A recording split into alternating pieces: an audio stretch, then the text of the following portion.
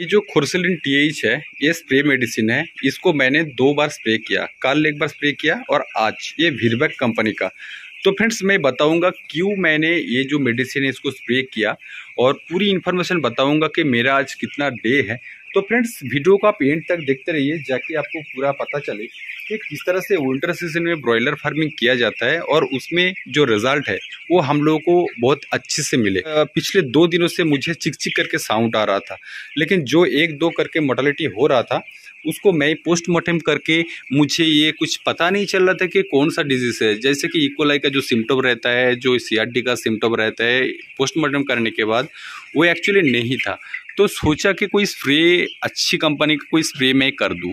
तो ये खुरसलिन TH जैसे ही मैं स्प्रे किया तो चीक्स में जो साउंड आ रहा था वो एकदम कट गया। और फ्रेंड्स आज मेरा बॉयलर का 14 दिन एज है और एवरेज जो बॉडी वेट है वो 600 के आसपास है। फ्रेंड्स इस तरह से रिजल्ट पाने के लिए आपको मैनेजमेंट छोड़ के मेडिकेशन भी थोड़ा बहुत ध्यान देना है कि कौन सी डिजीज़ में कौन सी मेडिकेशन हम लोग करें।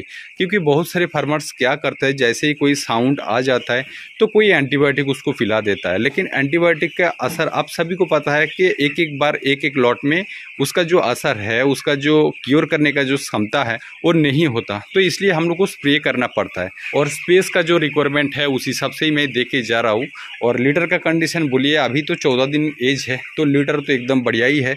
तो इस तरह से चल रहा है और पानी पे मैं ज़्यादा ध्यान दे रहा हूँ। पानी अगर आपका चिक्स कम पी रहा है तो उस हिसाब से पर्दा को मेंटेन कीजिए। पर्दा अगर विंटर सीजन में आप मेंटेन करोगे तो डेफिनेटली पानी भी ज़्यादा पिएगा। और पानी ज़्यादा पीने से बहुत सारे डिजीज़ जैसे कि किडनी का प्रॉब्लम हो गया, और जैसे जैसे किडनी फेलियर होता है बर्ड्स का तो बहुत सारे लीवर का प्रॉब्लम, इकोलाई बहुत समस्या आ जाता है।